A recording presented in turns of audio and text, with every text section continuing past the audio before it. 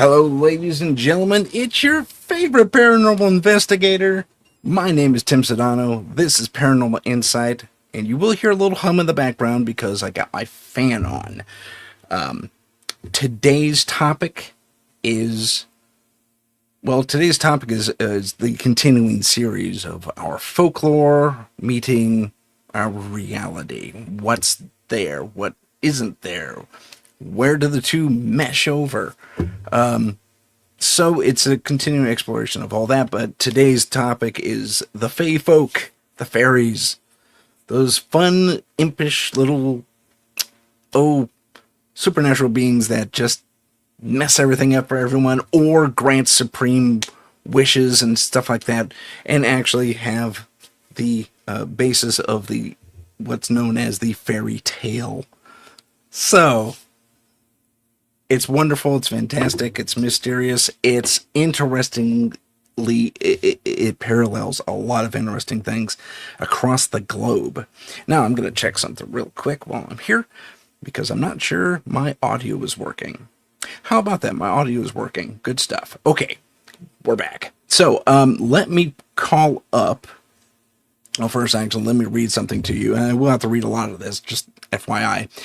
This presentation offers an abbreviated exploration on, excuse me, on, or rather, into the captivating world of fairies. I didn't write this, AI did.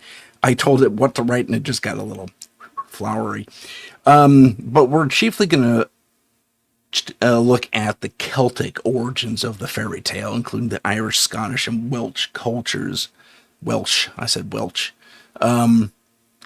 So throughout their ancient legends, and even modern parallels, and that's key. That's why I'm reading this the way I am. Modern parallels. It's going to be, and past parallels as well. We're going to uncover the enduring mystery and cultural significance of these supernatural beings, or possibly interdimensional beings, revealing how they have shaped folklore, history, and contemporary tales of the strange and paranormal. In today's expose, if you will. It's not an expose, but in today's thing, we're going to be focusing. Apparently, I think I'm showing Colin right. Focusing on the Shay, Irish Shay, and the Tuatha De Danann. Yeah, I said that correctly. The Scottish Seelie and Unseelie courts, Scott Brownies, Kelpies and Selkies, and the Welsh Tilwitheg. I hope I pronounced that, Welsh folks. I'm terribly sorry if I goof that. The translation in English is Fair Family. And while we're not looking at these things specifically, these following creatures, the sprites, brigands, bogarts, gnomes, and goblins, they have our utmost respect. And let us get on with it. So I have kind of a slideshow to accompany what I'm going to talk about so it doesn't get too boring. It's not just me up here doing stuff. So this is the fun little slideshow. I think Enchanting World of Irish, Scottish, and Welsh fairy legends. When I was doing my research and all this, it was interesting as I was digging deeper and deeper and deeper into all these different things that I was discovering a lot of fascinating parallels. We just talked about parallels, and here's the first one. We have these little people and or magical creatures that have, how do I put this? They've kind of woven themselves into our cultural fabric. I mean, and not just for the Celtic region, although that's chiefly, at least in Western lore, where we get the idea of like the Tinkerbell and you know, the dwarves from you know, the various Santa's elves, for example. That's another one. But all these shorter of stature magical creatures that are either very helpful or very mischievous or downright bad bad to people. And usually there's an inciting incident where a person or people have done these little folk, these magical little folk, wrong at one point, and they just kind of raise ye old middle finger to their would-be human counterparts, for lack of a better term, and say, you know what, you're on your own. We're going to torment you now because, you didn't understand how to behave. So let's get into not only Celtic societies and how they viewed these beings that were around them, and how they blended nature, magic, and the supernatural into a daily existence. But they still do to this day, and I'll give you an example of that later on. So let's dive into the captivating realm and uncover the stories that have enchanted people for centuries. This is a fairy mound, or an AI version of a fairy mound. It's not the most accurate thing in the world, but it's also not inaccurate. Celtic folklore has this rich tapestry of all these supernatural beings, collectively known as the Fae. Now, the Fae, or the fairies as they will later become known, or perhaps synonymously known, they serve a lot of purposes. In the past, they explained natural phenomena. They also taught moral lessons in the stories themselves. And they also reinforced the respect for nature and the environment, which is an interesting take. But these tales they've been integral. It's interesting. I mean, super integral into shaping not only folklore, but certain customs of art, social behavior in the Celtic people.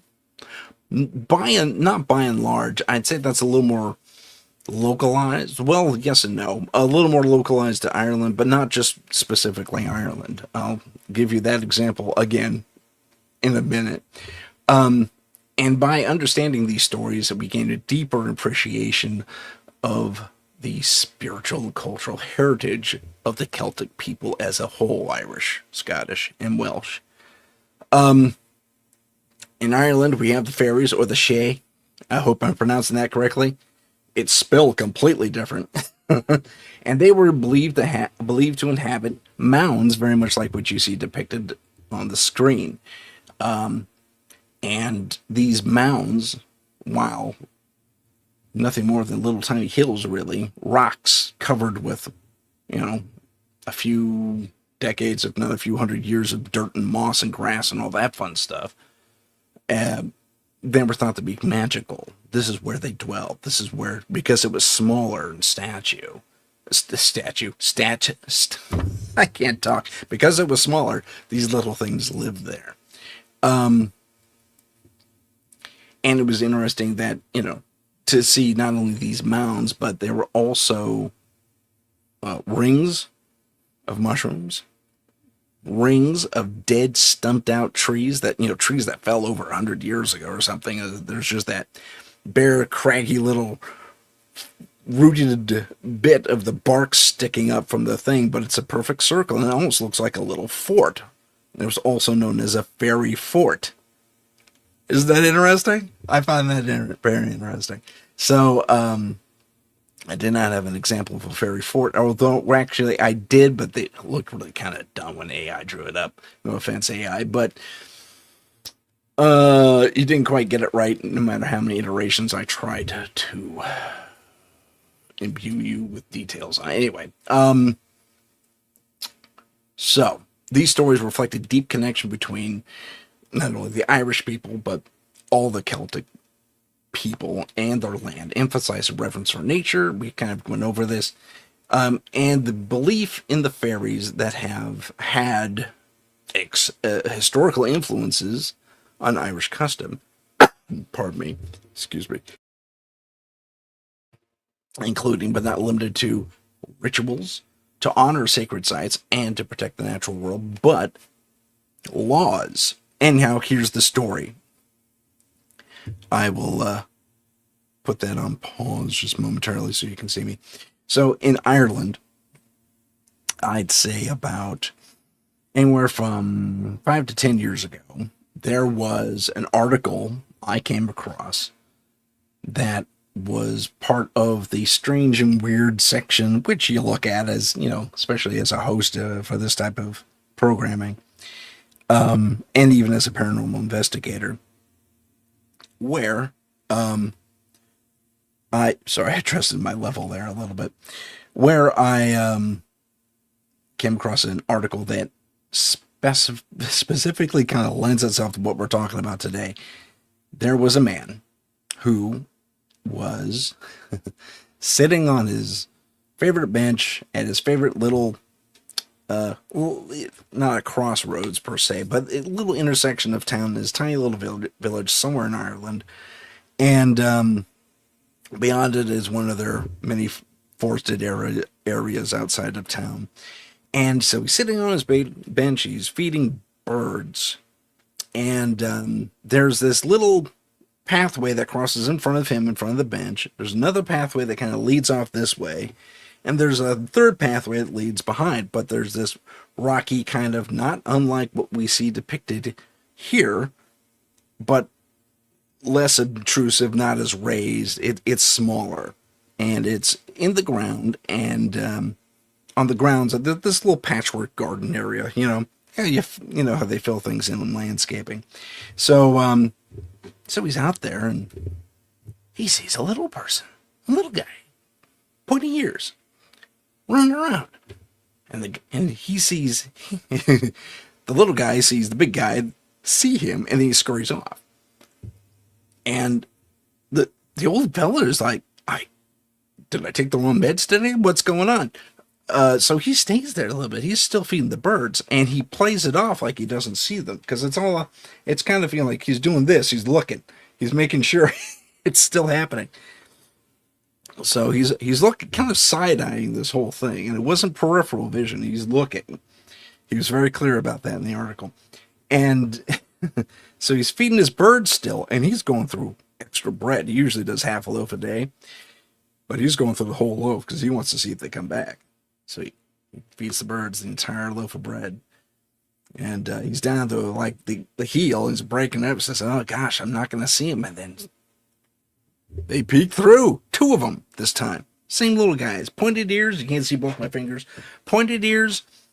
And they're little gnomish looking guys, And I don't know that they had the hats like you see garden gnomes wear, but they were kind of, just little guys, maybe about a foot tall.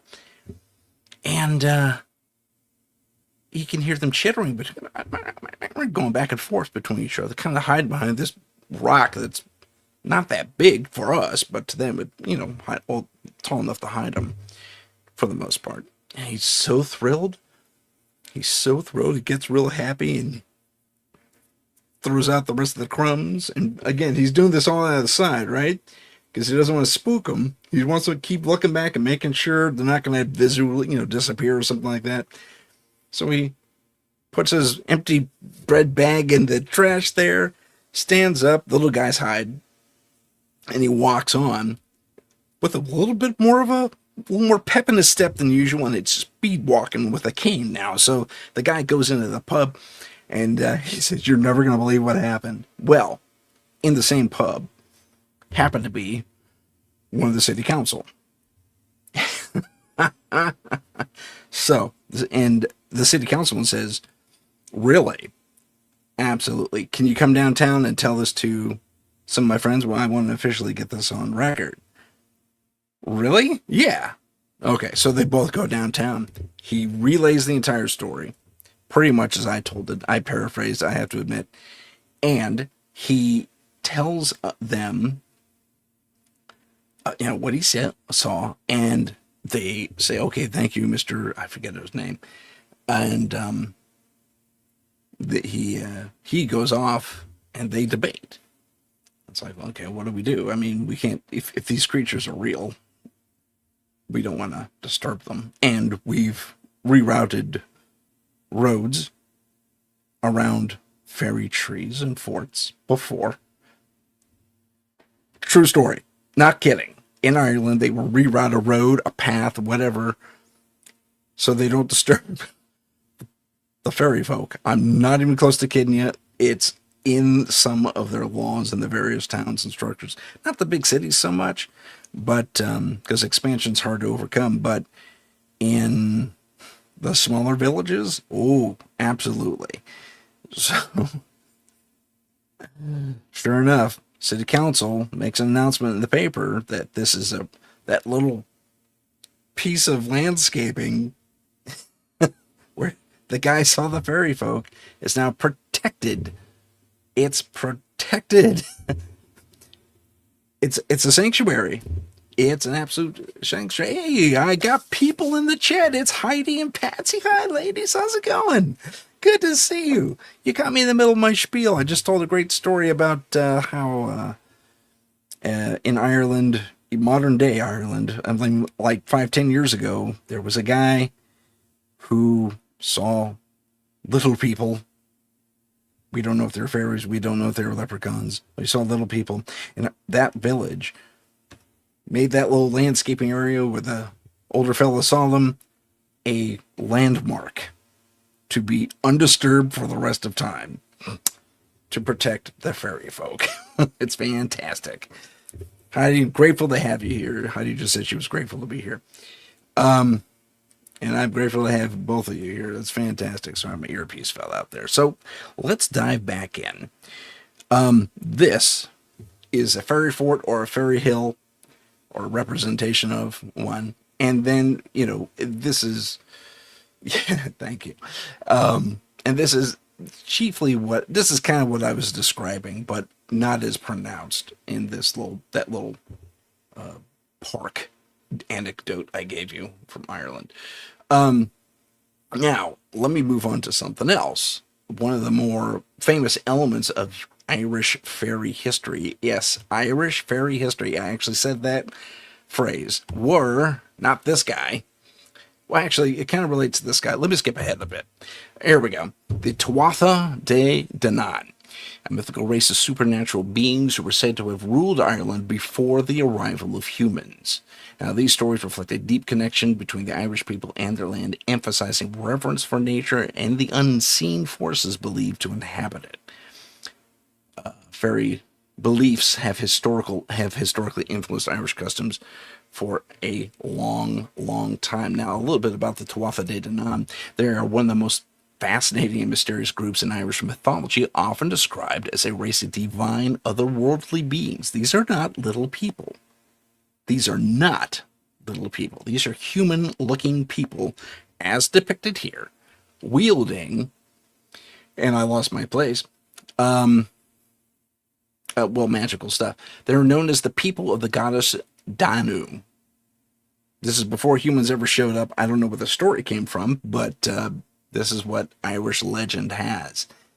They are portrayed as both beautiful and formidable with a radiant appearance that set them apart from ordinary humans, so they glowed.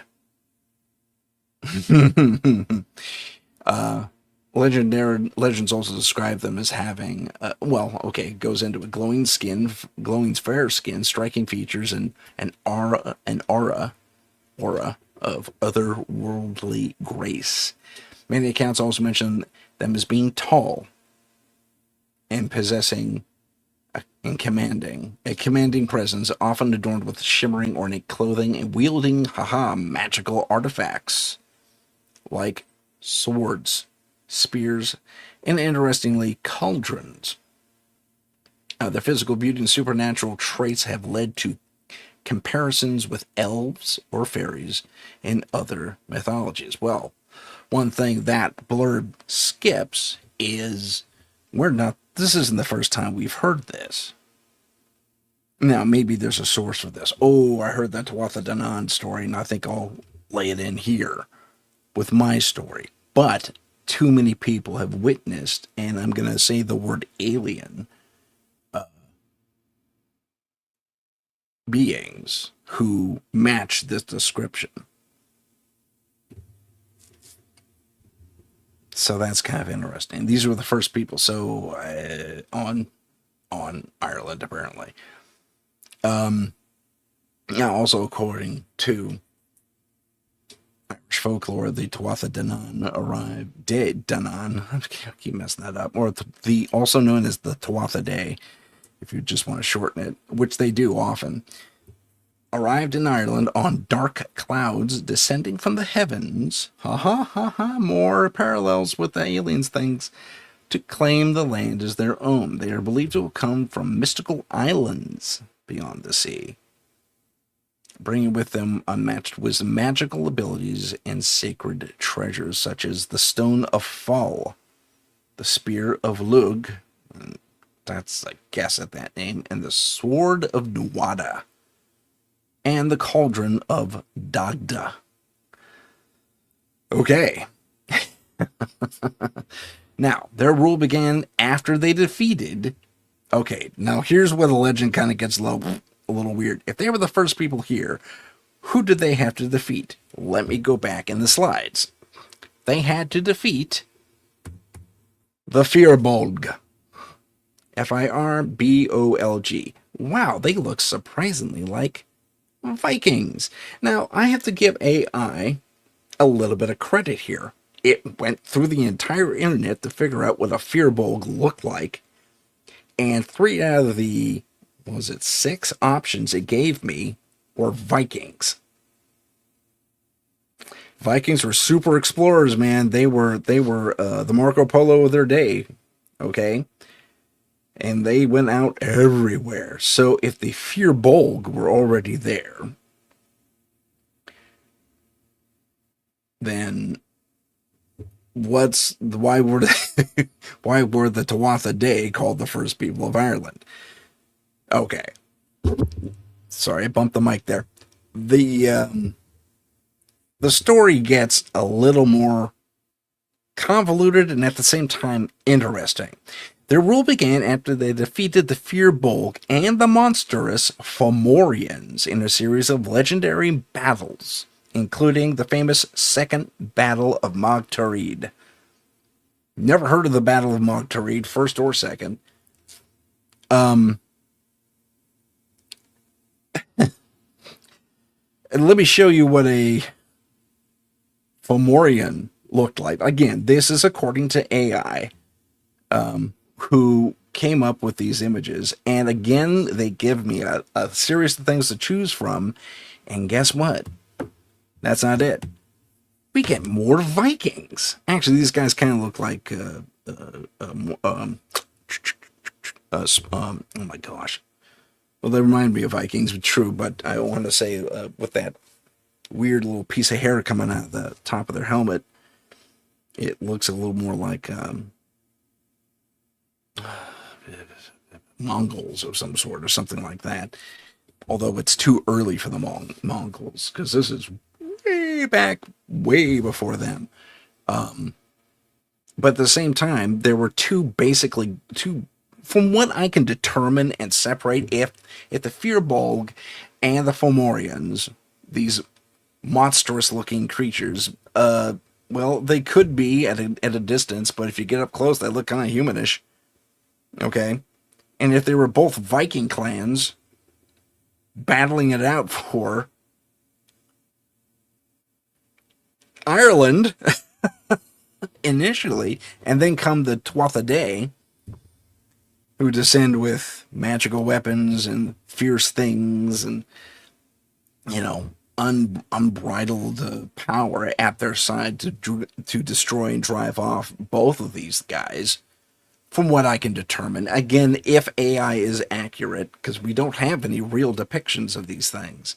Not really. Not even the more ancient texts. And if they're out there and I missed it, my apologies. But my research was pretty thorough. Although I will admit time was limited. But nonetheless, my research was pretty thorough. And AI gave me the same stuff over and over. Even if I ran multiple passes as I tried again, they always gave me the same stuff. So the AI's research is probably pretty accurate, or at least as accurate as it could be. Now, with the defeat of both the Huh, I did it again. The Tiernan, sorry, let me go up again. With both the Firbolg and the Fomorians, the Tuatha Dé ruled. However, their reign over Ireland was relatively short-lived. After the arrival of the human Milesians. I don't have a picture of the Milesians, but apparently it's another. That's a guess. It's another Viking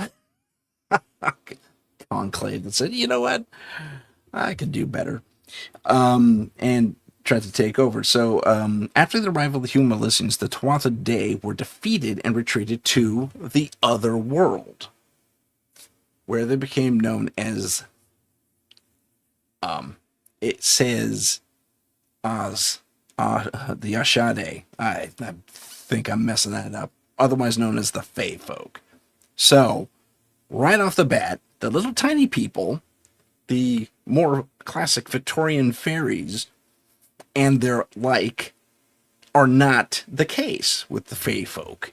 They're the Tuatha Dé. They're humanoids with apparently special powers and glowing skin, an inner glow, if you will.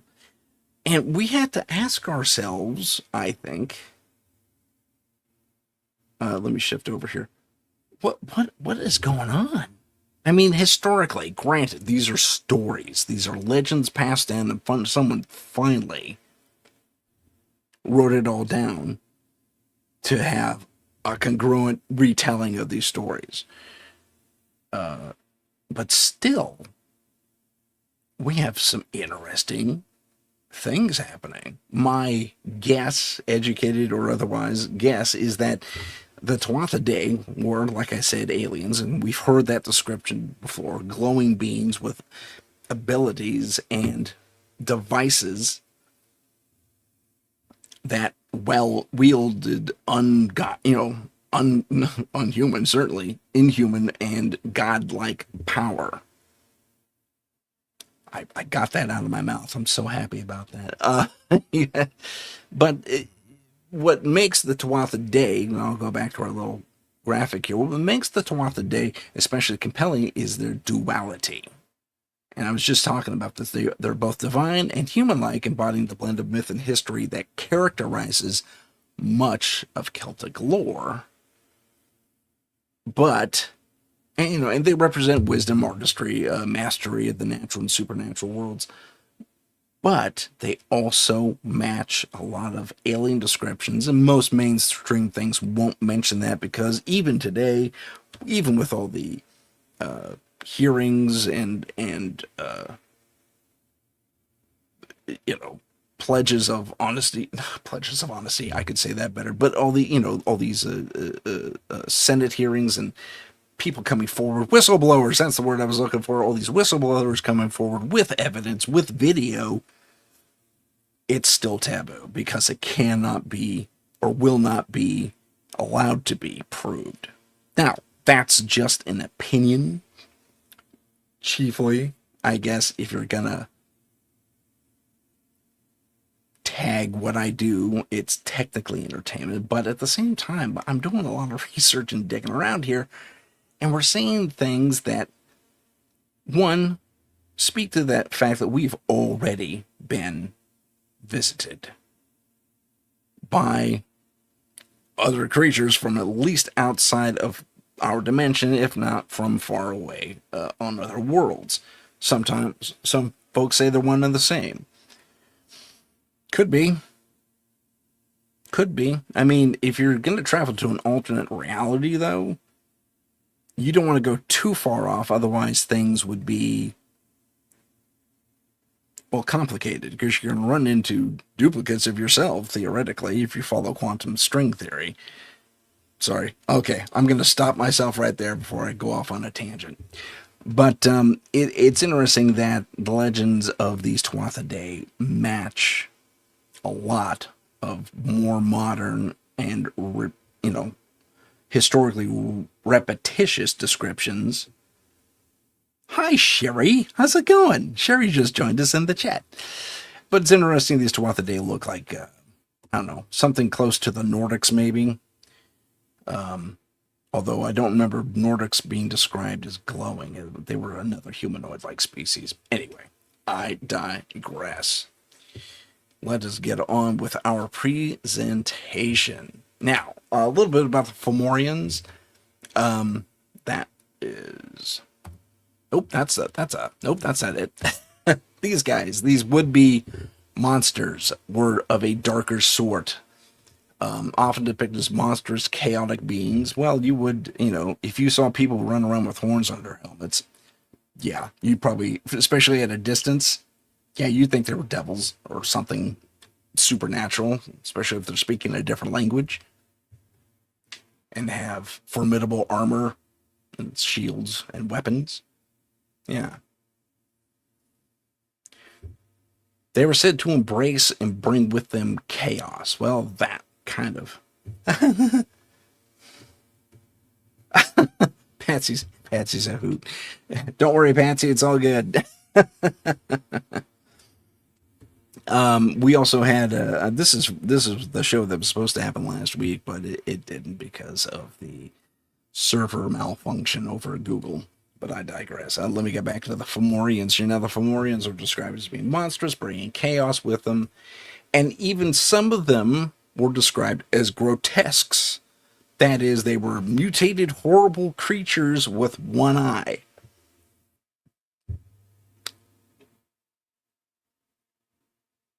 Now, I will say, let that hang in there for a second, because there was, among the Fomorians, a few of their denizens were kings and queens and princes and princesses, including one called Baelor, who only had one eye. And he was famous because he just slaughtered people left, right, and center. And further legends would go on to say that if Baelor, he had to have his eye stapled, by the way, or he chose to have it stapled, or it was done to him as a mark of some sort. But if you ever open that eye, a rush of energy would shoot out and level whatever was in front of him. Okay. That sounds interesting. That would lend to the chaos idea. Who knows what was truly going on with this guy in his eye, but to give them all this feature, all the Fomorians would have a single eye. No, some would be missing an eye, an arm or a leg. Well, in battle, yeah, you're going to lose limbs, and even the more stalwart warriors are going to strap on a peg for the leg and go back in. Okay, that's been happening for centuries. So the Fomorians were all about the pillaging and the rest of it, and they were known to be a destructive force of nature, and were said to bring storms with them. You probably think a storm was coming at you if you had 1,000 of these guys come running at you. The Fomorians were already present in Ireland when the Nemedians first arrived. Now, wait a second, because now we have another conflict of logic. If our Tuatha Dé guys were the first ones here, but they had to take out the Firbolg and the Fomorians, yet the Nemedians came over, and the Nemedians may have been a Greek tribe, by the way.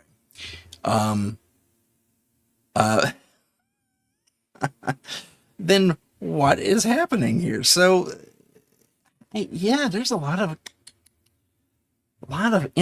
interesting pieces that don't quite line up, yet they do. There's a lot of overlap. I'll put it that way. There's a ton of overlap. But the Second Battle of Mag Tuired, I've mentioned that before, where the Tuatha struggled against the Fomorians, who were led by Baelor, the guy with the one eye. And yeah, you could kill with a single glance if you opened his eye. And anyway, yeah, I mean, he was eventually killed by his own grandson. The lovely family they are, but again, they're Vikings. You know, they're not. They're kind of like Klingons. They're not afraid to wipe each other out to bring about a new, conceivably better reign regime, what have you. Um, so if they're killing themselves off on the inside, and then the Tuatha Day come in and wipe them out on the outside, that's pretty much a recipe for, you know, death right there. But I realize, sorry, I'm catching up on the chat here. Okay, so despite the defeat, the Fomorians are not entirely evil, according to Irish mythology. Some stories depict them as ancestors or kin of the Tuatha Day. Okay, now I'm completely confused because first, both of these tribes were there on Ireland. Tuatha Day come in, battle them both off the island, knock them off the island, essentially, or kick them off the island if you want to use a more modern term. Now they're descendants of the Tuatha Day. Never mind, this is still all before humans ever showed up there. So where did the story come from? We don't know. Yeah, there is a whole lot of trouble in Ireland. Yeah, there is. Not only with all this stuff, but that we're talking about, but in reality. But let's stay a little non-political for now, and we'll dive in because we're talking about legends right now. And now, and then, okay, so that's happening, and I don't know the specific timeline of what happens, but as the Scottish become the Scottish, as Ireland figures itself out and humans populate Ireland, the Scottish have their own fairy lore.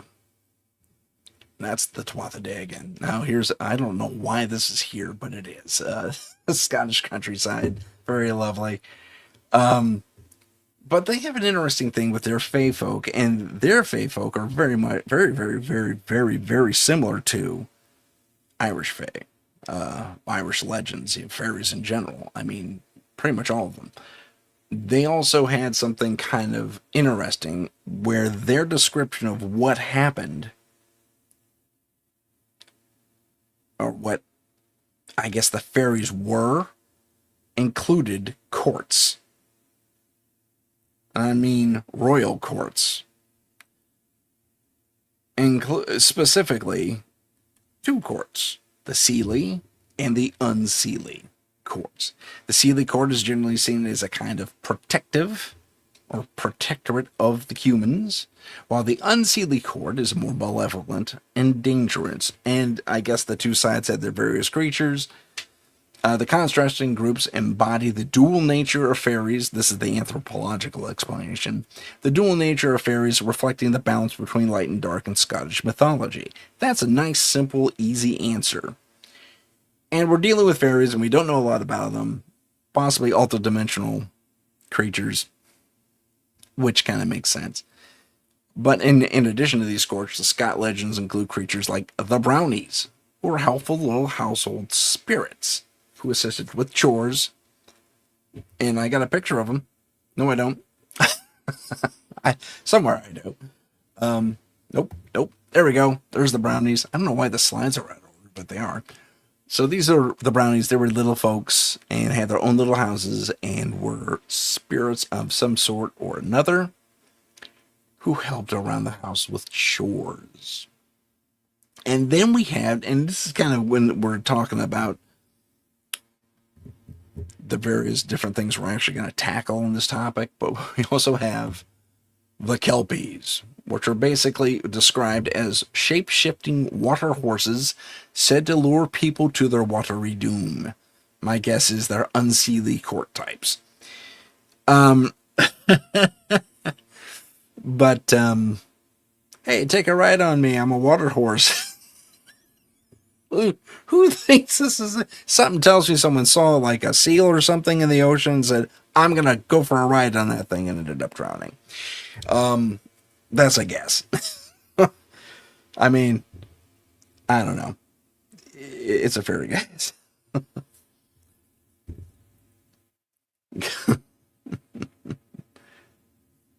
Good idea, Heidi. Sorry, I'm catching up on the chat here. Okay. Anyway, so that's a guess on my part. Someone got drunk and said, "I'm going to ride that water horse." Climbed onto a seal or a whale too close to the to the shore, or a shark, who knows, and rode it out to the sea and was lunch soon after. Anyway, so that's a kelpie, a water horse, and then we have the selkies, which is a seals, basically, that transform into humans. And the interesting thing about the selkies is they're people living in a seal facade, basically. But when they go ashore, they can take off this facade and fold it up and tuck it in under a rock near the shore. And they make sure they know where it is, because if they can't get back into their seal costume, outfit, uniform, whatever it is, they can't go back into the ocean. I think it's actually detrimental for them to even touch seawater if they don't have their skins on, which is interesting. I double checked me on that. I'm not totally sure about that, but I seem to recall that was the case. Anyway, so we have the selkies, which are people, and often beautiful people. So maybe we're talking about the Tuatha Dé, part of their magical stuff, or what have you, or their technology, or whatever it is, allowing them to transform into certain things.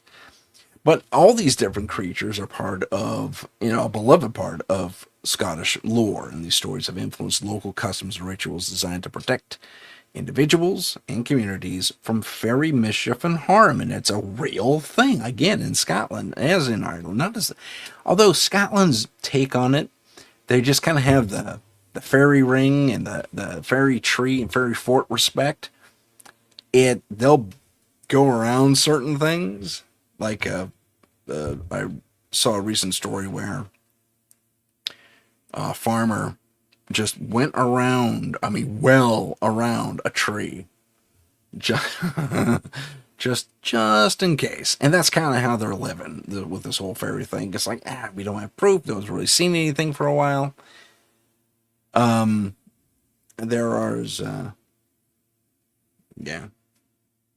Yeah. Heidi mentions the different types. I'm going to put that up there. Where Heidi says, she did a deep dive on the fairies. Yes, it is a deep dive, and I'm barely scratching the surface with this report. But, super populous types. Yeah, I mentioned at the beginning of this that I wasn't covering sprites, spriggans, gnomes, and a few other things because I just don't have the time. And doing 2 or 3 parts on fairies is... Anyway. With all that said about the Scott stuff, let's check in with the Welsh. And the Tylwyth Teg. Oh, God, I'm butchering that. If anyone knows how to say that better. Or the Fair Family. Known for their beauty. Again, we get beautiful people. Magic and close connection to the natural world. I think I got a slide that relates to that. Okay, so this is just 2 people dancing around fairy out. AI's weird, man. Anyway, this is what AI came up with. I will get into the wings in a little bit, but I want you to notice that they're human-sized. That part is correct. Which is interesting, because we keep saying fairies. Oh, they're these little guys. No, apparently not. Not the original ones. Think about that. That's bizarre. Yeah, I too wish I had a few brownies in my house. My place is a mess. If they could help me out with that, that'd be cool. But there's a reward system in place that has to be followed, and I don't know anything about it, so it probably won't be worth even making that happen. And then ID said yum. We're not supposed to eat those brownies. The chocolate ones, yes.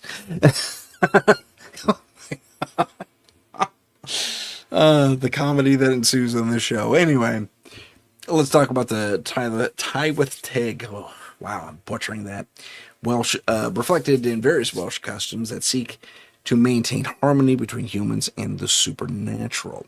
These creatures have inspired or are often linked to specific landscape features. I mentioned this already: hills, lakes, ancient stones, emphasizing the sacredness of the Welsh countryside. So it sounds like environmentalism was in place way back when. All good, like environmentalism. It goes a little nutty sometimes, but for the most part, I'm on board with it. I like a clean planet. The story is often warned against offending the fairies. Now, this is interesting. I think this is kind of where it truly was something that was potentially either passed down to us, or some of our elders perhaps way back when said, yeah, they're tearing this forest apart trying to build all these homes. We need to maybe do something with it.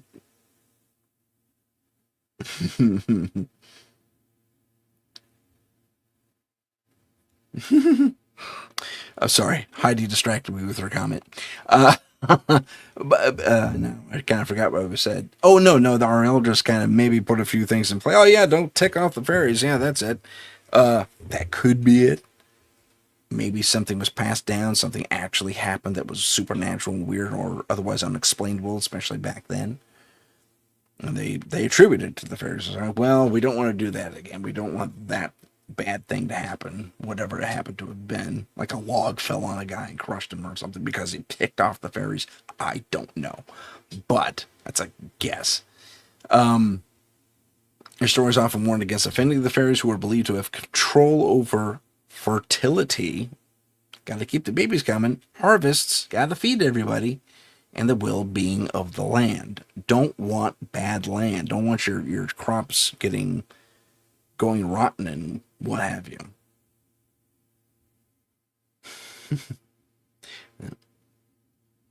I have that is. Hold on, Heidi. I kind of lost you, lost your train of thought here. I'm going to put this up for everybody. That was one I had. That is, how big can Fae be? Well, I said they can be human-sized, and a lot of the older versions of them are human-sized. The Tuatha Dé, the tie with take. Oh my gosh. And I'm disappointed in myself that I can't say that correctly and all that fun stuff. So hopefully that answers your question a little bit. And yes, the brownie versus the brownie comment was hilarious, by the way. If you're in the chat or not in the chat, you're missing it. Get in the chat, you're gonna love it. It's comedy on so many levels. Now let's look at the historical influences of these fairy legends. That's a nope, I went backwards. That's a lake. Oh, that's one of the lakes they described. Okay. AI came up with this as a jeez. Runes mixed with English words, and it apparently AI hasn't learned how to spell English words yet, because I don't know what Rummy's Nutal. I think nut now is supposed to be natural, but don't quote me on that. And then they have these weird little runes outlined. Again, I don't know what AI was thinking. But let's get back to, before we go to art, let's do this. Fairy legends have had a profound impact on the Celtic art, literature, and music, serving as a vital link to cultural heritage. From illuminated manuscripts to traditional songs, the stories of the Fae have inspired countless creative works that celebrate the magic and mystery of the Celtic world. These legends also reinforce social values, encouraging respect for nature and harmonious community life, which is cool, and at the same time has me scratch my head a little bit, make me think, okay, so the Tuatha Dé, the glowing people, show up, wipe out two other people that were over there before the first humans ever show up. Again, where did the story come from? My research did not indicate where that started. It was just suddenly there in the folklore. Wayne, you do your basement thing. I get that, man. Wayne's doing some house cleaning while he's listening to us. That's fine. My visuals are not that exciting, but in the just before the advent of modern science, fairy tales often provided explanations for natural phenomena such as strange lights, sudden illnesses, or unexplained disappearances. That science did not stop that from happening, though, because we have the vampires. We talked about this before, where the vampires, if they were thought to be in the area, they would be blamed for all the sudden sickness and sleepless, children not being able to sleep and coming down with strange whatevers. And it, so if you weren't living in, and this is older, this is before all that Victorian stuff came along. The Victorian culture came along. So,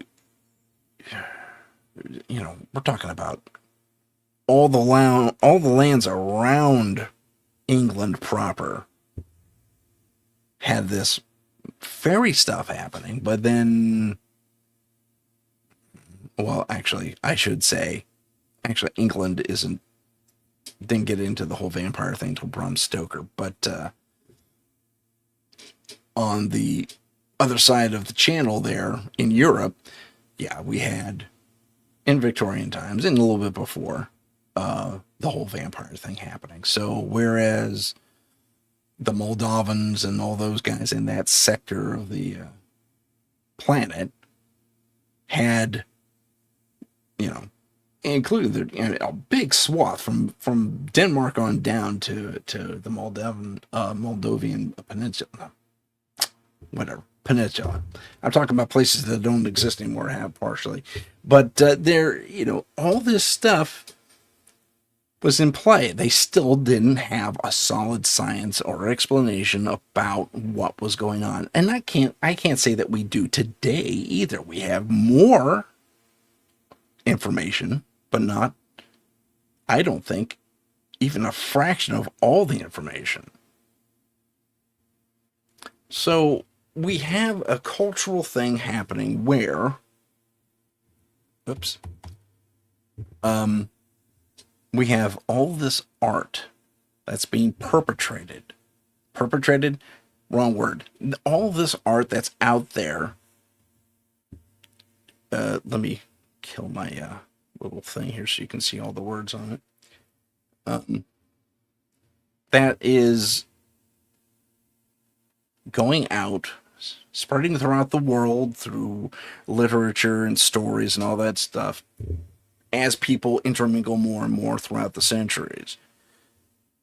And what we come up with, and if we look hard enough, we're going to see a lot of crossover into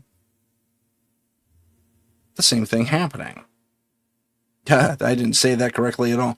But we're going to find that the same basic thing is happening throughout the world, roughly at the same time. The stories may differ from place to place, but the basic themes of what is happening is in place and being told repetitively. As a further example, I give you the Pukwudgie. That's a Native American legend of a dwarf creature. I say dwarf, small in stature, maybe about a foot or two tall, described as being as tall as 4 feet. So, variations on that theme. Who battled and kept at bay giants. Okay, now we're going the other spectrum. We're going super big. Giants, and helped the Native Americans defend their land. Way back when, in that same neck of the woods in the Vermont area. I'm blanking on the Native American tribe that was involved in all that too. I want to say the Miwok, but I don't think that's correct. But There, so globally, this is a global phenomenon where we have little magical people that can go in and out of a dimension. Heidi says the Pukwudgie freak me. Yeah, they're goofy, and it's the same story as what we've heard with Fae in Celtic legend. Humans got a little uppity at one point, ticked off these protectors and these magical protectors from another world with a lot more gifts and abilities than we have in the more what would be then described as the magic. And they went, washed their hands of us and said, now we're going to mess your lives up forever. Or at least I'm getting vengeance on you and your family for a couple generations, and then I'll stop. So, and that's pretty much what happened. It was like the son of one of the chiefs kept. He was a kid, but he knew better. He was like 10 or 12, so he probably knew better. But just a mean little kid. He kept chucking rocks at one of them, and I think he cracked him in the head so hard he fell into a lake, and he couldn't swim because he was just scrawny, and all wiry, kind of like a monkey. Monkeys can't really swim because they don't have a lot of body fat on them. And either the little guy died because of it, or he was able to pull himself out, and that's when, it's like, you injured me, I want an apology, and the son's chief says, duck next time, or something along those lines. He does, in any event, he doesn't apologize. And yeah, those people they washed their hands of him and said, you know what? Kicked over a few whatever, disrupted their crops a little bit, and said, when the giants come, you're on your own. I'm not gonna, we're not coming to help you anymore. Yes. The Fae giveth, and the Fae taketh away. That's Heidi's quote. I can put that up there, Heidi, so everyone can see it. That's amazing. So yeah, man. So we have these traditions orally written, depicted, that have a lasting. And I mean, we're talking about them to this day. We have stories about them to this day. That, they're timeless. And I think they're timeless for a very good reason. And we'll discuss that reason after this break. We'll be back in 80 seconds. This is the United Public Radio Network, 107.7 FM in New Orleans and 105.3 in the Gulf Coast. UPRN talkradio.com. Esoteric programming at its finest. Our symbol, the trident, gifted to us by the priests of Troy Xenos centuries ago when one of the first monster hunting teams out of Corinth battled a contingent of Vrykula that had infested their temple. After the victory over the monsters, the head priest declared, "You are three lances acting as one, not unlike Poseidon's mighty trident of light. That would become our name, the Trident of Light, for the good we did and still do against the dark evils of this world." Available at Amazon Books. Follow us on Instagram at paranormal.insight. Stay informed on upcoming shows, ask questions, and see what chilling paranormal stories we're following. Don't forget to follow us on YouTube at paranormal_insight. Click the live tab to see our latest videos. And we're back, ladies and gentlemen. Welcome. In case you missed it, we're talking about the Fae folk, the little people. Forgive my Irish accent. I'm only half, and I shouldn't make fun. Anyway, so let's dive back into our little slideshow here. We had something. We had yep. Okay. So generally speaking, we had all these stories that are part of our cultural, at least the Celtic cultural heritage. And in doing so, it protected and maintained and continued to tell the stories about these various fairy, legends, fairy tales, if you will, if you allow, rather. Sorry, I'm having trouble with my accoutrement here. Okay, let's also take a look at. This is basically the era. We're looking at thatched roofs and all that fun stuff, and people living in a time that was relatively simple. Most of the resources were pretty abundant. They had farming and agriculture, which is basically the same thing. But, I guess agriculture lends into animal husbandry and all that fun stuff. So, we had these people looking for answers to things, and we had.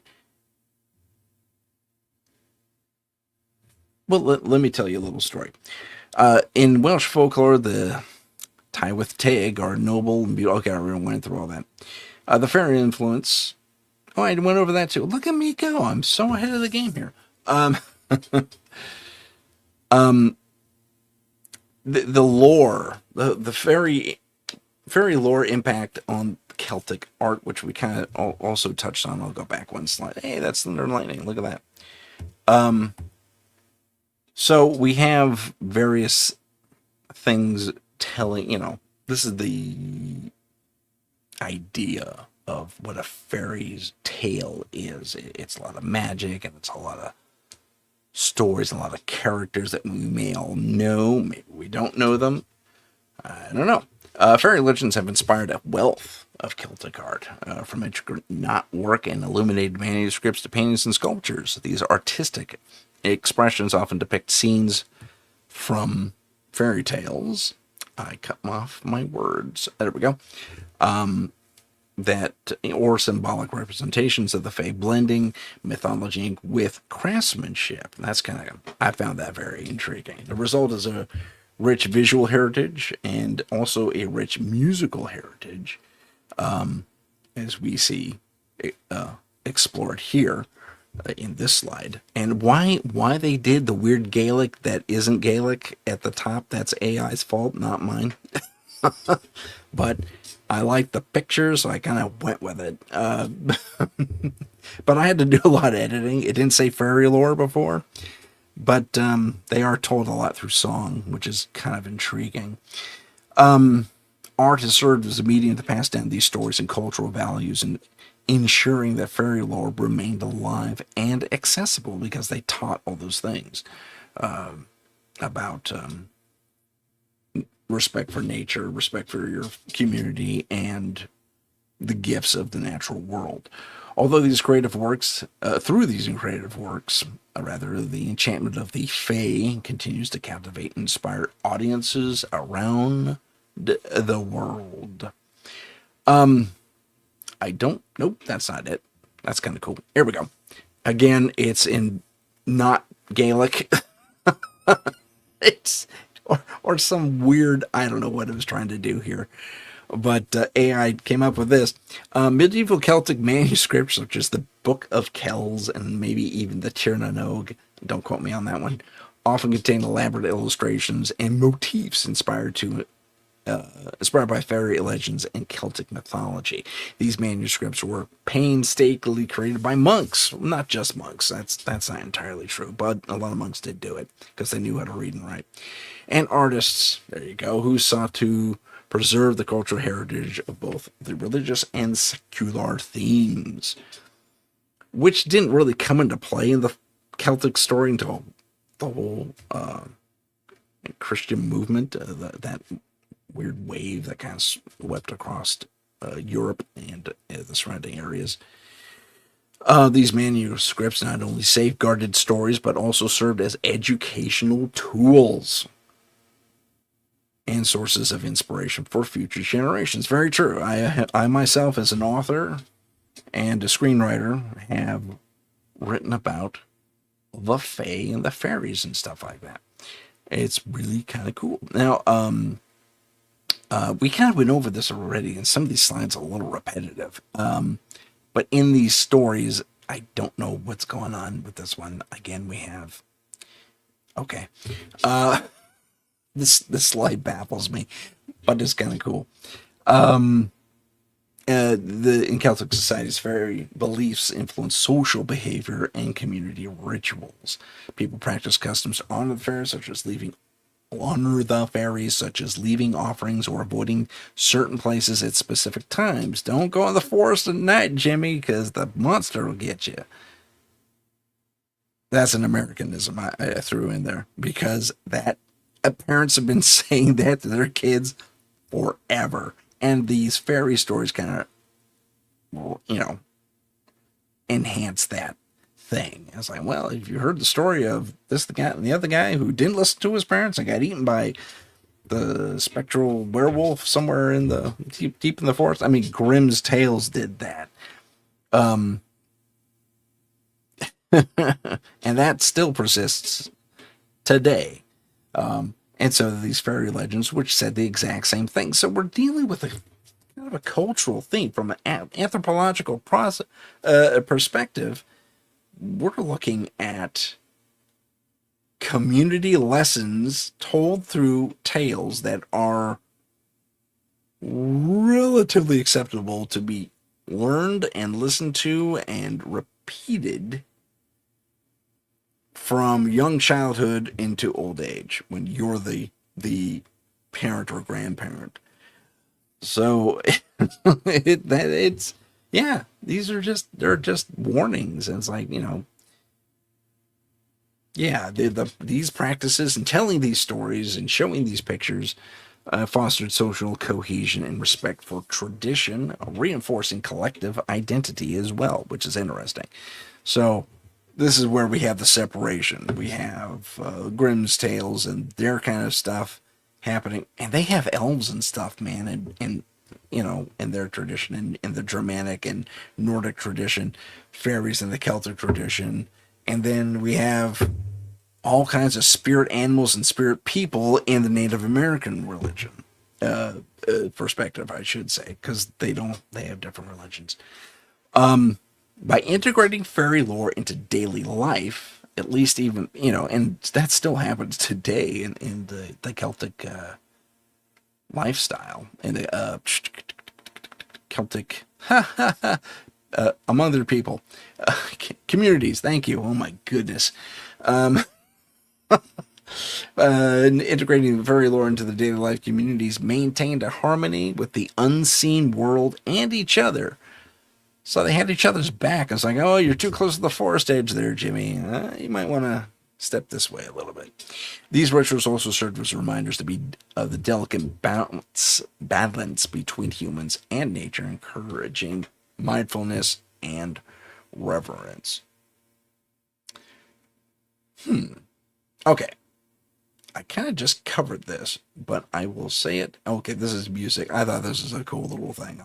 That's it, music and enchantment. These fairy stories, and this is an interesting interpretation of a gnome's house. Interesting, by the way.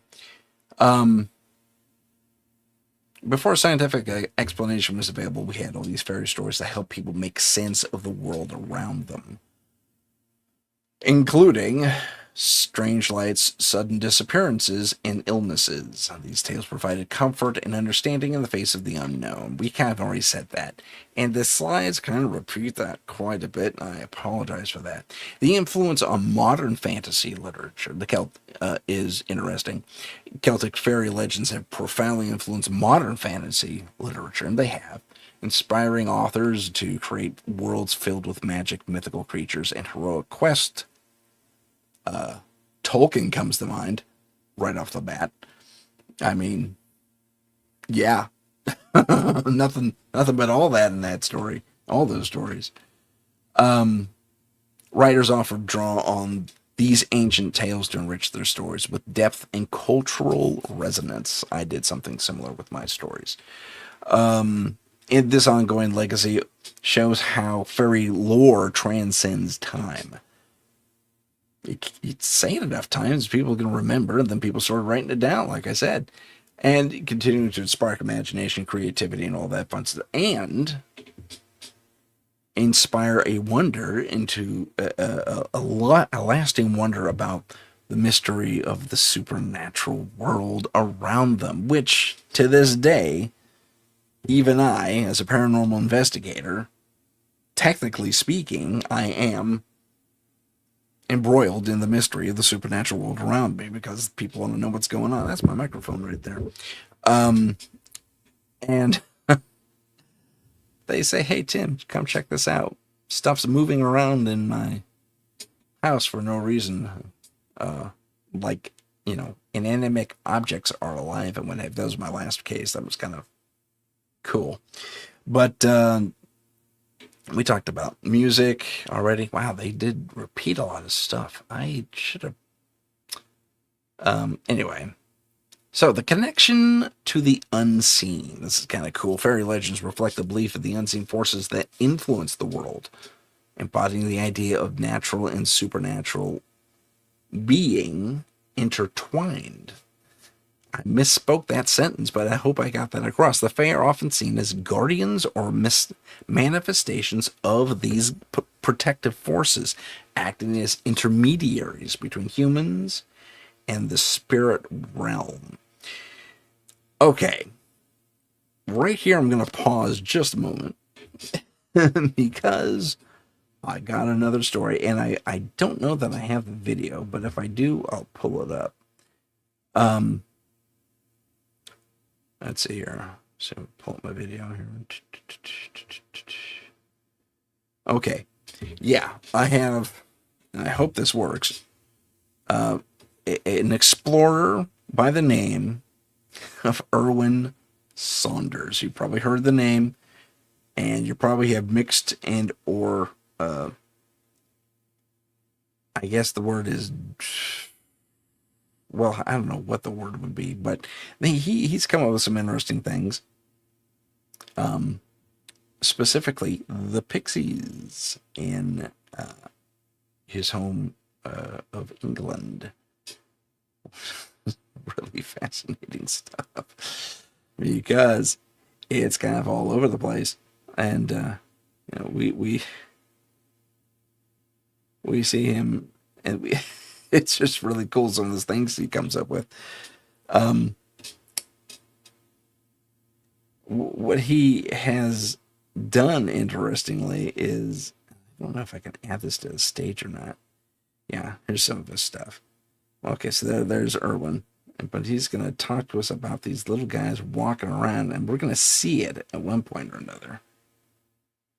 Yeah, you see him right? Yeah. He kind of panned right past him, but he poked his little head up. I'll see if I can rewind it. See that little guy right there in the center? He's walking along. That's apparently a pixie. Could be really, really good CG. But this is happening in the modern day to one degree or another. Whether this guy is simply a perpetuator of these stories, or if he's, just a really good CG artist. He doesn't seem to be very technically capable, but Erwin has provided us other such interesting little glimpses of these creatures that may or may not exist. And they seem to be living kind of a weird primitive life that are not magical at all. Sorry, my mic keeps showing up in the shot. They're not magical, at least not from what I can see. They don't teleport or anything and all that fun stuff. They're just living their best lives somehow in the middle of this forest, and a very primitive level. I mean, using, little enclaves of rock and such. Yeah. Sorry, Heidi made an interesting statement. She had never believed or had been drawn to any type of mythical creatures, but now she does believe. And I'm kind of with you. There's For me, there's just, I haven't seen it myself. That's the only thing holding me back from saying yes, it's totally real. Even with Irwin's stuff there, if that's CG or puppetry or what have you, it's really, really super good if it's being faked. But if it's not being faked and he's right, for years he's been on the internet, and I don't even know if he's still around. I think that's relatively recent footage, but he's showing this stuff from various angles, from various cultures in this pixie world. And he's even had some sort of communication with them, which has been off camera. And he's even, okay, and that's where it gets a little suspicious for me, if I'm being completely honest. But then at the same time, we have images that we have seen before, not unlike this picture of a gnome's house built into a tree. Now, this could be an artistic interpretation from a book, and it probably was, or a video game, or whatever, but it is still, I'm going to do this, intriguing to note that, okay, you say, that's his house, that's his home, and maybe you're out in the woods explaining this to a little kid. Well, a kid's going to put steps and a door on someone's house because his house has steps and a porch and a door. Everything else is forgivable because he's got 4 walls in the house in the way of a tree. So artistic interpretation can take over, but if you peel away some layers, you're going to get into some pretty interesting stuff. And that, in turn, lends validity to Mr. Saunders' stuff there. Okay, I'm going to wind that back just a moment. No, I'm not. Haha, it went away. So there's Irwin talking. Yeah, and we'll see the little guy pop up here. And there he is in the center of your screen right now. Walking along, looking around, very cautious. As he should be. And Irwin in other aspects, other videos he's made, has shown these creatures far more up close. And like I said, they're primitives. They're wearing skins and hides and have stick weapons made of smaller branches and stuff like that. Yeah. Heidi made an interesting point that it could be that, yes, I too am open-minded, but it could be AI, and it's hard to tell these things today. I did a pass on it. I didn't see any artificial integration into the videos, which is interesting, because if you run it through a few different filters, it's pretty obvious, even with modern AI stuff that can completely create the backgrounds. What they can't do very well is the camera motion, making it jerky, unless you really know how to talk with those prompts. And it's an art form. Prompting AI is an art form. So laying in over something, I didn't see any evidence of that, which is intriguing. So something to consider. Let's move on with fairies. Okay. Okay. Interestingly, back in the day, that's a Celtic cross. We were talking about the art of the Celtic knots and what have you. Back in the day, fairies were used as a means to access power from the other worlds. In Celtic tradition, fairies were often invoked or appeased through protection spells and charms. These practices aim to safeguard individuals and homes from fairy mischief or harm. This is an interpretation AI created of a fairy wormhole and a ring.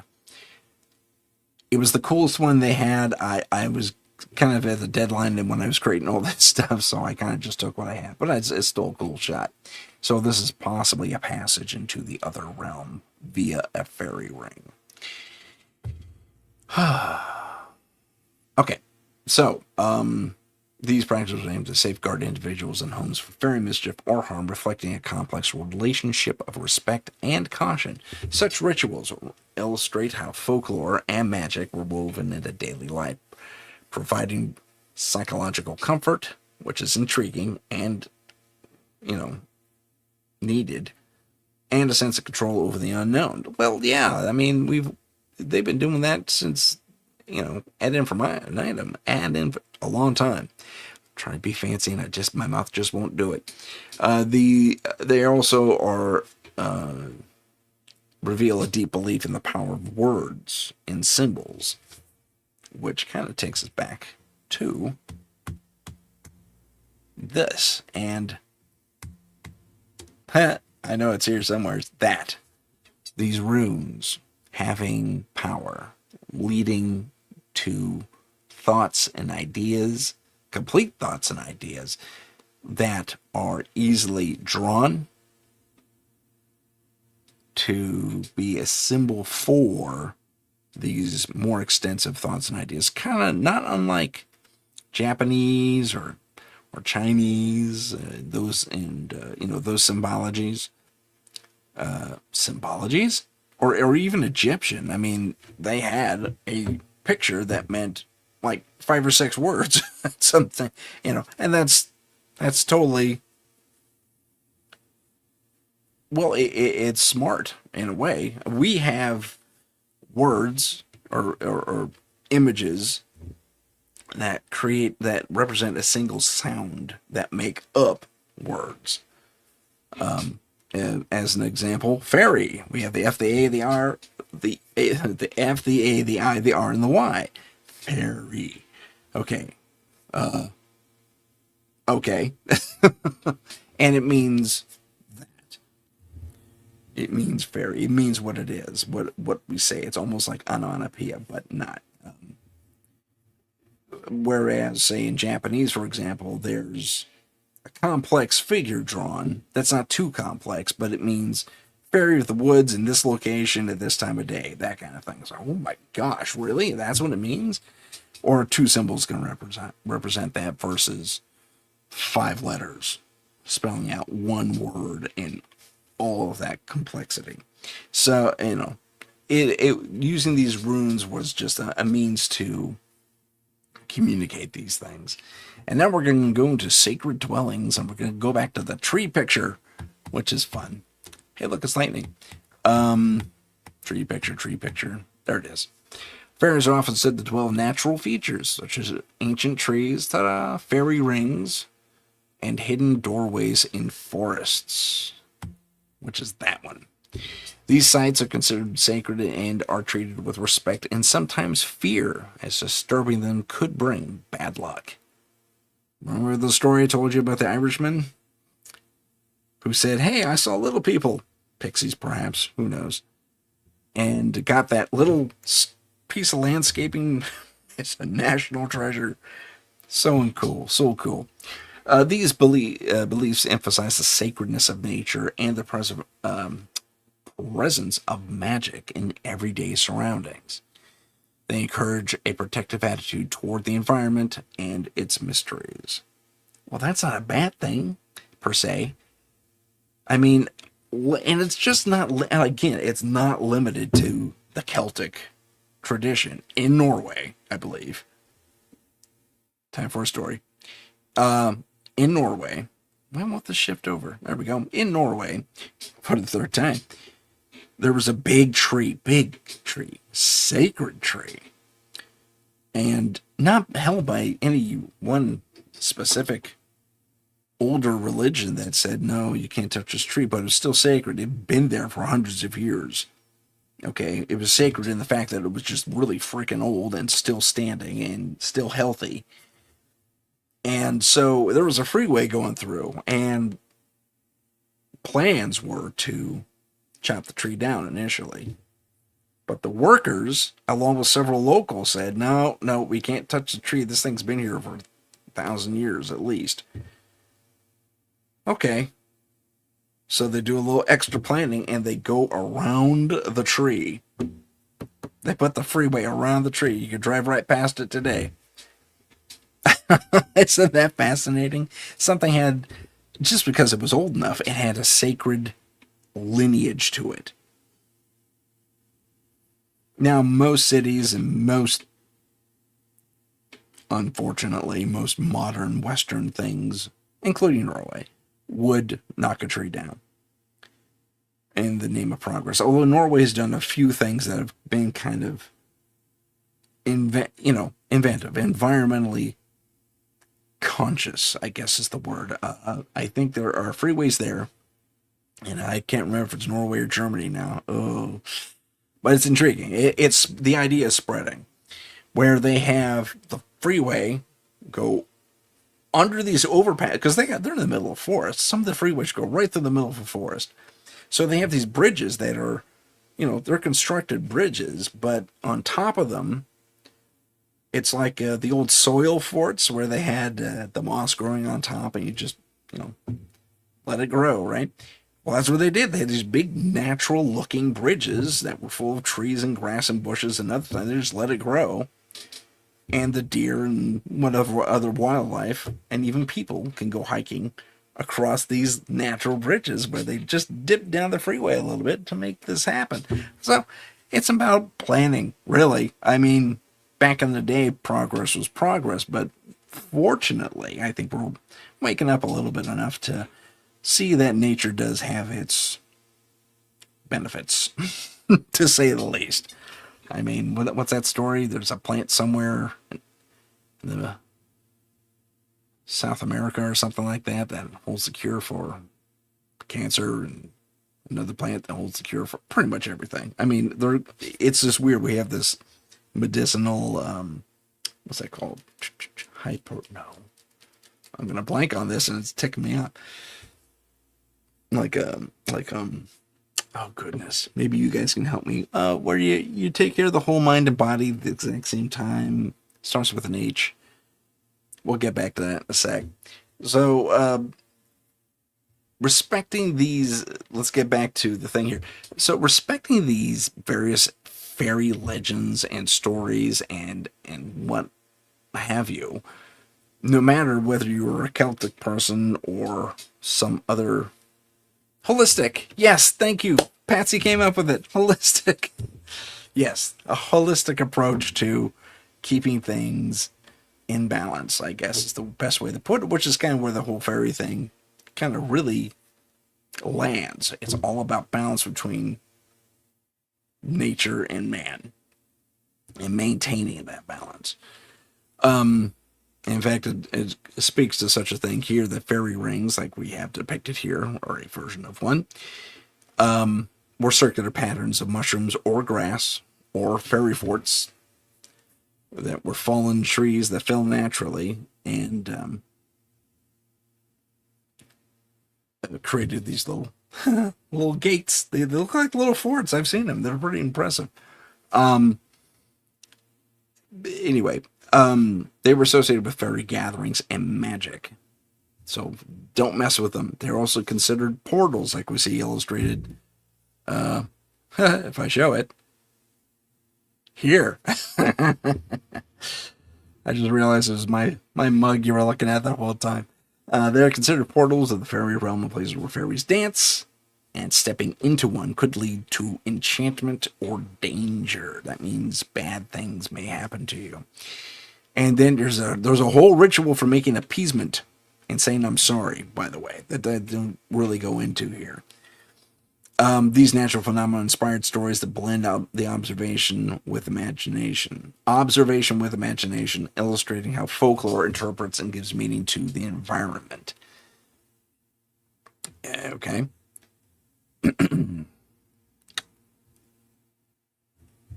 I'll talk about this picture in a second because we have a mix of things happening in it. And AI just went kind of bonkers nuts with it. Leadership in the fairy courts, it was interesting. Fairy legends often feature powerful leaders, such as the Queen of the Fairies or the King of the Fairies, like Oberon and Tanya in Shakespeare's Midsummer Night's Dream, which is intriguing because he dug deep for that, I think, in his research. These figures symbolize authority, wisdom, and magical order within the fairy world, and also lend to the Seelie and the Unseelie courts in Scottish tradition.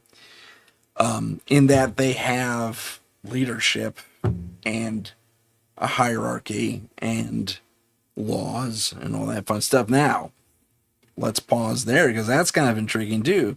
Because we also heard that a couple weeks ago when I had Sammer and JJ on the show, and we were talking about the Jinn, and that's exactly what how the Jinn are described.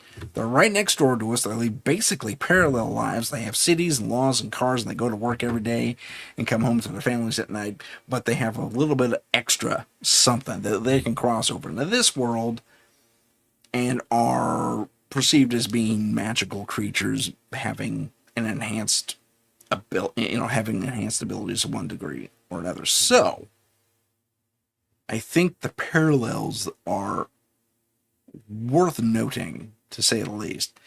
Heidi has had an experience with mushroom rings, excuse me. And you don't walk through it or in it. You know what? Like I said, I'm not full-on believer because I haven't seen it for myself. That's the only thing holding me back. But other than that, I say, why tempt fate? There's something to be said for all that. And there are explanations for these mushroom rings because mushrooms grow around trees. When the tree falls down, the mushrooms are still there. Boom, mushroom ring. There. That's today's science lesson. Let's get back to our fairies here. So this is a fairy queen. She's playing with little birds, it looks like. They're supposed to be fairies, but I think anyway. If you did cross the fairies, they would take you to their land and judge you. Okay. So now there's a court and hierarchy and all that fun stuff. And I've written about that in my books too. So it's a lot of fun to really kind of explore all that. The stories explore the themes of power, justice, and the balance between the worlds, adding depth to the mythology and its lessons. Now, I want to note something about this picture. We have a beautiful young-looking woman, crowned, obviously, and she has little fairy wings peeking out of her back. This is not a Celtic fairy. At least according to literature I read. This is a Victorian fairy. Yes, created during the Victorian era. Someone added wings to these creatures. Now, we have seen very recently, excuse my yawn. Pardon me. We have seen very recently, there was a fella who he didn't know what kind of insect it was. Well, if I can find the video as I explain this, he also couldn't quite. He had a very interesting experience. I don't see it here, but unfortunately, I don't see it. But so this guy, and it's me again. This guy is videotaping. It's in an apple orchard somewhere in England. And if Saunders can capture pixies, why can't this guy capture a fairy? A classical, and I'm not kidding, it didn't look too different from our picture here. The exception was, he and his kids are walking through an apple orchard somewhere. And, would you like me to pick an apple for you? So he goes and he picks an apple. And then they hear this brrr, brrr, and you see the set of dragonfly wings. Dragonfly wings, full on. I'm not even close to kidding you. I know what dragonflies look like. I got them all over the place at certain times of the year near my home. So it's a brr, brr, and then when it picks up, it doesn't float like a dragonfly. It floats like this. Okay, I blink because I'm stumped at this point. It floats like this and then buzzes him like that, and he runs away. And if you look at the thing, it looks like it's made of wood almost, but it has legs or something, or two dangling protrusions that look an awful lot like legs in the tail section. And I did an entomology research on this just to see if there was such a thing as a dragonfly that had a wood-like camouflage to it with twin tails. There was something similar with the dragonfly that had the twin tails, but it was not, didn't look like wood, and it didn't have any of the aspects of a dragonfly, which is the big bulbous eyes on the side of its head, the antenna. It didn't have any of those things. And I stopped and studied that picture. It's a crappy 480 quality, at least the one I saw. So I had to do Yes, Heidi, with the two little kids. That's the one I'm talking about. And yeah, he goes to pick an apple, and a fairy buzzes him, or something that looks like a fairy buzzes him. But yeah, I have no explanation for that, really, unless this guy is one of the best puppeteers and radio operators in the world, and he had someone, a fourth person was there off to the side. That's the only explanation I could give. Because and back in the 80s, though, see, that's the thing that kills me. I think that thing was taken, well, maybe not the 80s. I'm sorry. I think the video I saw had a 14-year-old time stamp on it. So, okay, we're still in the 21st century, but even back then, our drone tech at the civilian level wasn't that great. I mean, we have drones that are flies. Now, I'm not kidding you, flies, full on. AI controlled, they can land anywhere. They look like the real deal, except if you look a little bit closely at the abdomen, they're definitely things. But way back when, I don't know, maybe it was a test, but the way this thing looked was nothing short of bizarre. I'll say that. So, gives me pause. I don't have a direct explanation, and I pride myself on being the guy who has a lot to say about some of these videos out there that are faked, or at the very least, made to look like something they're not. That one stumps me to this day. Getting back to our story, this is a Victorian fae. Perhaps, and this is just perhaps, this is Victorian fae because the fae here had wings. I'm just putting it out there. I'm not saying that's what I believe. I'm not saying that's fact. But it's an interesting thing to note. So, let's talk about that's a cool little, I don't know what the heck that's supposed to be, but it's cool. Oh, I think it's another fairy fort or some interpretation of one. You know, you tell AI to do things and it comes up with weird stuff. So let's talk about alternate dimensional visitors. The stories of the Fae and otherworldly visitors resonate with modern accounts of extraterrestrials. We talked about this a little bit. And interdimensional beings. Some theories propose that aliens are akin to the fairies of old. I think the Tuatha De Danann would match that description. These parallels challenge us to rethink folklore as not just myth, but potential symbolic records of encounters with unknown intelligences and or species. The blending of ancient and modern narratives enriches our understanding of these mysterious forces from around us. True enough. Now, fairy lights. Sudden disappearances and the strange encounters described in Celtic lore have modern counterparts in the UFO sightings. And if you look carefully at this photo, you will notice these are tiny little UFOs, not mushrooms, but UFOs. And there's a, I don't know if you guys can see my cursor on here, but I will, yeah, you can. So these are tiny little UFOs.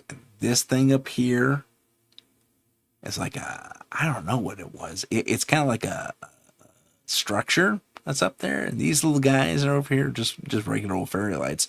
But these little things are actually little tiny UFOs, which I found doubly intriguing. The AI came up with that idea. So by examining these parallels, we see how folklore evolves and yet retains some of its core themes, mystery, otherness, and the thin veil between worlds, which a lot of the hosts on the UPRN and other places who deal with this esoteric line of reporting have been talking about for decades. And now, including my paranormal partner and Scary, JJ Rose, says is happening. The veil is thinning, it's collapsing, and it's cyclical. It happens every 10,000, 20,000 years, something like that. Intriguing stuff. So maybe these little guys happening with Ed Saunders, his pixies, is an indication of that. Maybe they got stuck on this side of things. I don't know. Let's move on. Modern cryptids and the Celtic fairy lore. Now, this one was amazing to me. Bigfoot, often described as large, elusive forest creature. No kidding. I'm reading this. Shares many characteristics with traditional fairy beings, mysterious, wild, and connected to nature. Some researchers suggest that Bigfoot, including the guest I had on, Ron Moorhead. John Moorhead? Sorry, Ron. I feel more on it. Yeah. Yes, JJ is a beautiful soul, Heidi, absolutely. But Ron Moorhead says this. He ascribes to this wholeheartedly. That some researchers suggest that Bigfoot legends may be a contemporary reflection of an ancient fairy lore adopted by a new culture. However, the Native Americans were around at the same time as the ancient Irish. So it was all happening roughly at the same time. So if we have a parallel world that's peeking into ours, that means these creatures are living on different land masses, kind of like we live on different land masses. The Irish live in Ireland, I live here in America, well, Native Americans lived here in America, and all that fun stuff. So think about that as the worlds merge. I don't know why I said it merge, but I said merge. I meant to say merge. As these worlds merge, and this is all speculation, but as these worlds merge, we're going to see more and more of these creatures floating around. I mean, the theory goes, the many worlds theory goes, that sitting in this chair at this desk doing a podcast is potentially a djinn, a fairy, a Bigfoot. It doesn't matter. If your imagination can predict it, quantum theory says it's absolutely possible. And that's the key word, possible. We don't have a full understanding and or confirmational, context to say, yes, this is what's happening. But if Ron Moorhead is correct and this creature comes from another dimension and is able to move through the mycelial network, I mean, this is right out of Star Trek, mycelial network between trees to teleport, if you will, I can't really dispute that because it's entirely physically possible. We are already doing that in lab experiments. Not through a mycelial network, through an electromagnetic network. But it's happening. On the larger scale, our sun has a huge wormhole that appears and disappears every 8 minutes.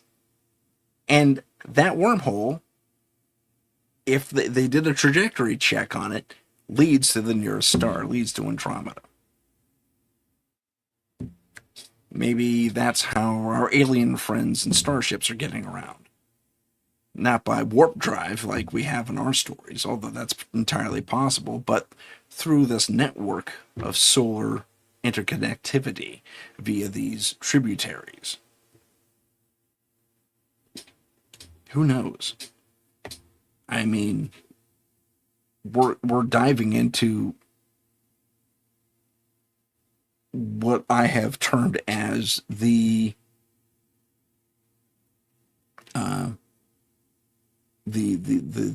just forgot what I termed it. That's good times. Good times. The M theory, the paranormal M theory, that's what I called it. Some call it unity, although I don't think unity necessarily covers everything.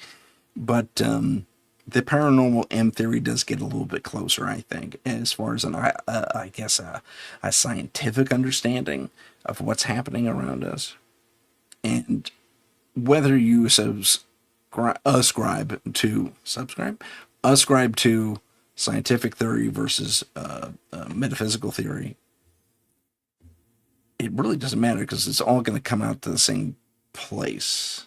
I think what science does chiefly is it documents the observable and sometimes the unobservable. And if these things, if our fellow interdimensional beings are going to be popping in and saying, "Hey," at one point or another, as the veil begins to get thinner and thinner, we're probably going to be able to document that stuff. I mean, I don't see why not. We're probably going to be able to cross over into their realms as well as they cross over, as easily as they cross over into ours. Fantastic. I mean, I've always been a chief. Chief. Oh my gosh, Tim. Anyway, a chief. Chief was supposed to be. Not chief. I don't know what chief was supposed to be. A proponent, not a chief, a proponent of exploration in all of its forms. Okay, got that out of the way. Let's get back to fairies. So we have this correlation between Bigfoot and the modern fae figure. Let's go on to ancient portals and modern portals and those mysteries. That's a cool depiction. Ancient Celtic sites such as stone circles and mounds are believed to be places, and mushroom circles are believed to be places where the veil between these worlds are thinnest or most thin. Today, similar locations are often linked to paranormal activity and reports of strange phenomena. Bermuda Triangle, various vortex spots, the triangle in Alaska. There's a few triangles around the world that are just weird.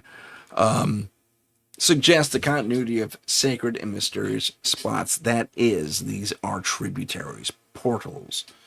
These sites remind us that human curiosity about these gateways to other realms spans millennia, and they do, which is amazing because we've been talking about it for so long. We've had shows about it, Stargate, and the show Stargate and its various spin-offs and the movie that preceded it. And they dropped all the physics in place for us for the most part, except some magical, not magical, but some otherworldly power source, some metal that just resonated. Although we did find very recently an electric, it acts like it's this black onyx stone. It's found in Egypt near Khufu, I think. And it's part of a collapsed obelisk. And the black stone is electric. It'll actually singe you or whatever gets close to it. It emits electricity. So who knows? I think we may have something close to the fabled Naquadah in the Stargate franchise. Pick it up. Let's plug it in. Let's find out. Heck, I want to visit another world. Anyway, let's move. Oh, P.S. I'm gonna. That's another Bigfoot idea. That's pretty cool. I want to go back to our alien friend here. You will notice that I had a theme going, and I was developing all these slides and pictures in the Celtic theme and asking questions about Celtic lore and having to draw Celtic themed things, it decided to make our alien Celtic too, with these weird kind of embossed tattoos kind of a thing. Yeah, yeah. Sometimes AI gets it right, sometimes it gets it wrong, and sometimes it over embellishes. I just wanted to point that out. It tickled me. So we have these portals, and we have strange things that walk our Earth on occasion. And then we have various types of craft. Fairy craft and alien starships, or spaceships, saucers, have an interesting correlation. Descriptions of fairy craft. Fairy craft. Not kidding you. There's actually description of fairy craft in these stories.